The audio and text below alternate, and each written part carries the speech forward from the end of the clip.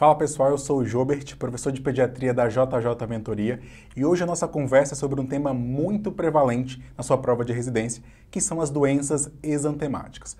Hoje a nossa discussão será sobre sarampo dentro de doenças exantemáticas nas provas do Rio de Janeiro em 2020. Vamos lá?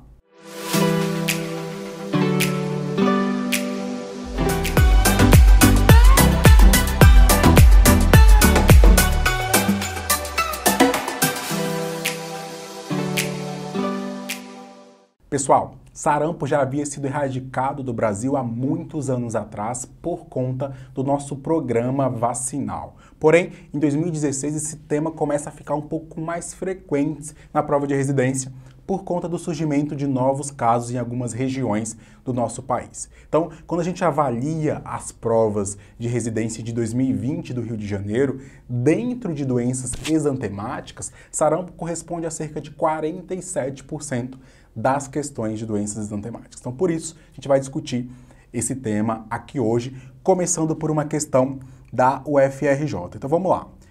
A questão é a seguinte: nos pacientes com sarampo, a cessação da febre após uma semana do seu início, seguida por um período afebril de 7 dias e posterior retorno da febre, pode-se afirmar que essa situação é sugestiva de: letra A, evolução para pneumonite de células gigantes; letra B, evolução natural da doença em sua segunda fase; letra C, o início de uma pancefalite esclerosante subaguda; e letra D, ocorrência de infecção bacteriana secundária.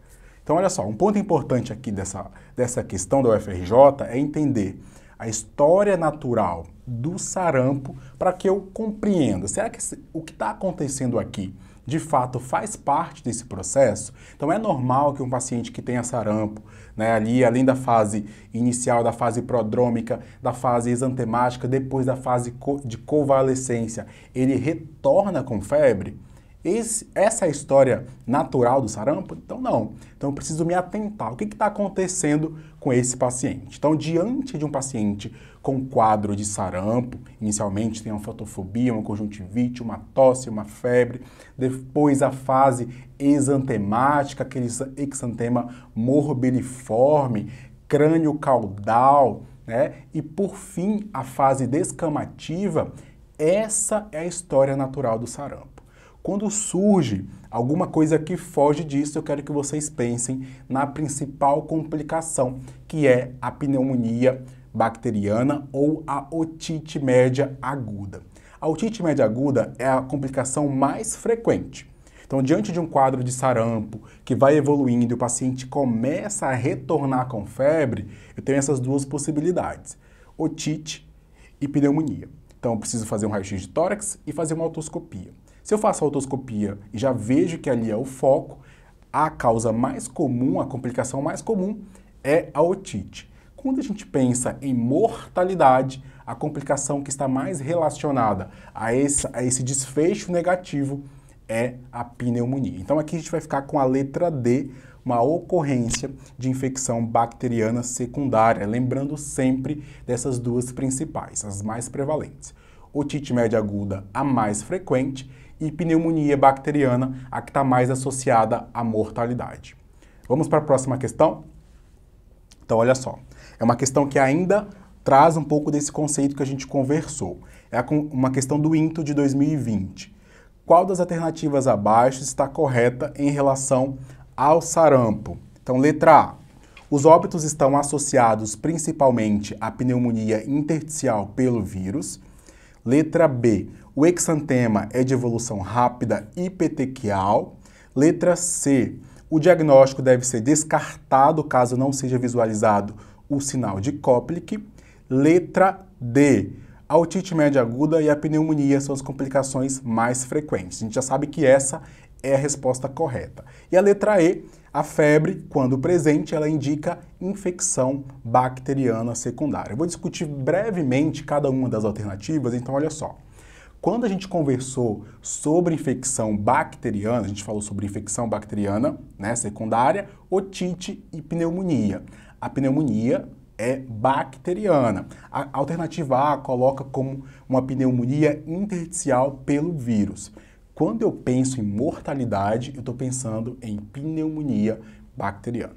Combinado? A pneumonia intersticial pelo vírus, ela pode acontecer, mas ela não é responsável pela maior taxa de mortalidade nesses pacientes. Então, o exantema é de evolução rápida e petequial. A gente viu que o exantema do sarampo é o exantema morbiliforme, tá joia? O diagnóstico ele deve ser descartado caso não seja visualizado o sinal de Koplik. A gente não conversou ainda sobre o sinal de Koplik, que é um enantema muito sugestivo, na verdade ele é patognomônico de sarampo, então ele fica na mucosa jugal. Então é um halo, uma região hiperemiada cercada por uma região esbranquecida. A gente vai colocar uma imagem aqui para vocês. Então, o sinal de Koplik, ele é patognomônico de sarampo. Mas se eu não tenho o sinal de Koplik, o paciente tem sinais e sintomas compatíveis com sarampo, ele pode fechar o quadro clínico, não necessariamente é obrigatório ter o sinal de Koplik. Combinado? Se eu tenho o sinal de Koplik, é sarampo? Sim, mas não é um achado que tem que ser obrigatório. Combinado? A gente já falou da alternativa D, que é a otite média aguda e a pneumonia como as complicações mais frequentes, e a febre, quando presente, indica infecção bacteriana secundária. Não, a febre ela faz parte da evolução natural do sarampo. O que não pode acontecer? Após os períodos iniciais, os períodos prodrômicos, a febre ela pode persistir ali por 3, 5 dias, mas a febre retornar após a fase de convalescência não é comum. Aí sim eu preciso pensar em um quadro de uma infecção bacteriana secundária. Beleza? Vamos para a nossa terceira questão. Nossa terceira questão é uma questão da Unirio, que tem o seguinte enunciado. Então, a adolescente de 12 anos é trazida à consulta de reavaliação com uma história de ter apresentado febre, tosse produtiva e secreção nasal clara, que duraram cerca de 4 dias, seguido de conjuntivite, fotofobia e prostração. Logo após, surgiu um exantema maculopapular avermelhado, iniciado atrás das orelhas e progredindo no sentido crânio-caudal, típico do sarampo, ocorrendo depois uma descamação furfurácea. Essa é a história clínica do sarampo. Esse é o pródromo todo, a fase depois exantemática, seguida da fase de convalescência. E aí ele pede para você assinalar a opção correta sobre a principal hipótese diagnóstica. Então vamos lá. Letra A. O diagnóstico é clínico, não havendo disponibilidade de exame sorológico. Letra B. Sua transmissão ocorre pela via fecal-oral, sendo o homem um único reservatório. A letra C. Pode causar complicações, como encefalite, pneumonia e otite. Letra D. Sua etiologia é bacteriana, sendo a vasculite responsável pelas manifestações. Letra E. Ainda não se tem vacina efetiva contra essa doença, apesar de pesquisas. Então, olha só, o objetivo aqui da questão da Unirio de 2020 é justamente entender a complicação do sarampo. É tudo aquilo que a gente já conversou. Só que aqui ela não coloca prevalência, qual a complicação mais prevalente, qual a complicação que gera maior mortalidade. Não, ela traz algumas complicações possíveis do sarampo. A gente não conversou sobre isso anteriormente, mas essa questão traz esse conceito para a gente conseguir suplementar todas essas deficiências. Então vamos ver. Então olha só. Alternativa C. Então pode causar complicações como encefalite, pneumonia e otite. Pneumonia e otite já havíamos conversado anteriormente. Então a gente vê o quão a complicação do sarampo foi cobrada nas provas do Rio de Janeiro de 2020. Só que a encefalite a gente não tinha falado. Ela é uma possibilidade também de complicação, apesar de não tão frequente, mas também é possível que o paciente com sarampo evolua para uma encefalite. Então olha só, lembre da fase que a gente conversou, prodrômica, exantemática e fase de convalescência. Então, clinicamente, nosso paciente da questão tem todos esses achados, uma conjuntivite com fotofobia, a febre ali na fase prodrômica, depois uma tosse intensa, né? Na fase exantemática, o exantema morbiliforme com a progressão crânio-caudal, que é o que a questão justamente traz para a gente. E, por fim, a fase de convalescência, onde há essa descamação furfurácea. Então, é típico, é a história natural do sarampo. Acho que é muito importante essa questão, reiterando toda essa questão da complicação. Combinado? Então, acho que esse era o ponto que eu queria discutir com vocês, que além da otite e da pneumonia, outras complicações que não são tão prevalentes também podem ser cobradas na sua prova de residência. Vamos para a nossa próxima questão. É uma questão do SES Rio de 2020 e é o seguinte enunciado. Mãe levou à consulta sua filha de 3 anos, que apresentou um quadro de febre de 40 graus por 2 dias, acompanhado de tosse produtiva, coriza intensa, conjuntivite e fotofobia. No terceiro dia, apareceu um exantema maculopapular atrás da orelha e na linha anterior do couro cabeludo, que se espalhou lentamente para o pescoço, tronco, mãos e pés, mas sem linfoadenopatia. A família é moradora de uma área onde a cobertura vacinal está abaixo de 95%. De acordo com os achados clínicos, o diagnóstico mais provável é letra A, rubéola, letra B, sarampo, letra C, parvovírus B19 e letra D, mononucleose infecciosa. Um ponto importante dessa questão é que ela deixa claro que a gente não tem uma linfoadenopatia por conta do diagnóstico diferencial que o sarampo faz de forma direta com a rubéola. Lembra que a rubéola, o paciente tem uma linfonodopatia associada, um quadro clínico que pode às vezes confundir com o quadro clínico do sarampo, mas a questão já te deixa aqui, traz um enunciado que já te auxilia, te direcionando para a alternativa B, sarampo, por conta de toda essa história clínica que é super compatível com o quadro clínico. Olha só, então a letra A é incorreta, geralmente a rubéola é caracterizada por esses pródromos associados a linfonodonegalias retroauricular, occipital ou cervical. Um ponto importante é que na fase exantemática, o rache maculopapular se inicia na face e em 24 horas ele já se espalha, não conflui e diferente do que acontece com o sarampo, aqui não há uma descamação. Combinado? A outra alternativa é a letra C, que era o parvovírus B19, que geralmente causa o eritema infeccioso, a face esbofeteada, então é um outro quadro clínico. E a letra D é a mononucleose infecciosa, mas o paciente tem um quadro de uma faringite, uma linfadenopatia generalizada, então tudo isso que não contempla no nosso quadro clínico. Então aqui o objetivo é reconhecer o quadro clínico do sarampo. Então, diante de uma criança que tem essa tosse, tem essa fotofobia, essa evolução, esse quadro exantemático que depois descama, não há dúvida que a gente está diante de um quadro de sarampo. Beleza, pessoal? Vamos para a próxima questão, que é uma questão do IFE de 2020. Então, o enunciado é o seguinte. Lactente de 5 meses, previamente ígido, foi atendido com febre alta e prostração há 12 dias. A mãe relata que no início do quadro, há cerca de 72 horas, o paciente tinha tosse, coriza, diarreia aquosa e evoluiu nas últimas horas com o quadro atual. E é o seguinte exame físico.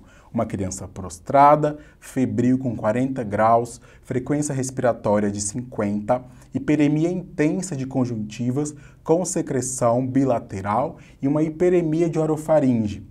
E um exantema morbiliforme notado inicialmente na região retroauricular, com disseminação para tronco e membros. Então aqui reforça a progressão crânio-caudal desse exantema. E não apresenta tiragem nem rigidez de nuca. E a pergunta é simples, qual é o provável diagnóstico? Então a gente já está discutindo aqui uma aula que a gente está falando sobre sarampo, então conforme eu vou falando você vai reconhecendo as fases clínicas do sarampo dentro dessa questão. Então a letra A era sarampo, Letra B, dengue. A letra C, uma meningococcemia. E a letra D, doença de Kawasaki. Eu acho que não há dúvida que a gente está diante de um quadro de sarampo, com essa história bem clássica. O IFE foi bem pontual em trazer a história clínica bem florida e compatível com o sarampo, um tema muito recorrente que está frequente nas últimas bancas de prova de residência. Vamos lá para a nossa próxima questão. A próxima questão é uma questão da Unimed Rio de Janeiro e é a seguinte questão. Olha só, lactente apresenta a história de febre branda, conjuntivite com fotofobia, tosse e coriza. Procura a emergência devido ao aparecimento de um exantema maculopapular, com início na região frontal, na raiz do cabelo e na parte superior do pescoço, com disseminação para tórax, seguido de extremidades. Qual o sinal encontrado no exame físico confirma o diagnóstico? Então, olha só. Ele quer saber o que é patognomônico dessa condição que a gente acabou de apresentar aqui. Então, olha só. Sinal de Filatov, letra A. Letra B, manchas de Koplik. Letra C, sinal de Pastia. Ou letra D, as manchas de Forchheimer. Então, olha só. Questão muito fácil, um CCQ muito importante, que o enantema patognomônico do sarampo são as manchas de Koplik, esse enantema lá na mucosa jugal, que diante desse enantema, não dá para a gente ter dúvida que é um quadro clínico de sarampo. Então, as outras opções. Letra A, sinal de Filatov, é característico da escarlatina. Lembra que a gente conversou na nossa aula também, a gente já falou um pouco disso em uma outra aula, de síndromes, de doenças exantemáticas, a importância desse sinal. Então, o sinal de Filatov, assim como o sinal de Pastia, tá? Que é a letra C. A letra D, que são as manchas de Forchheim, elas são aquelas manchas rosadas ou avermelhadas, geralmente pelo paciente que é acometido por rubéola. Então, um ponto importante dessa questão também é que a gente consegue relembrar outras doenças, né, que tem esses achados que podem nos direcionar aos diagnósticos. Mas aqui, diante desse quadro clínico típico de sarampo, eu preciso pensar nas manchas de Koplik como forma patognomônica do diagnóstico do sarampo. Combinado? Pessoal, era isso que eu tinha para discutir com vocês. Selecionei essas questões trazendo mais o CCQ de infecções secundárias no sarampo e do que é patognomônico ali, o sinal, as manchas de Koplik, que a gente conseguiu abordar em outras duas questões. Então esse é um ponto muito importante. A gente está super à disposição para conversar, tirar dúvidas sobre doenças exantemáticas. E em breve teremos mais conteúdos para vocês aqui no perfil da JJ Mentoria. Um abraço e até a próxima.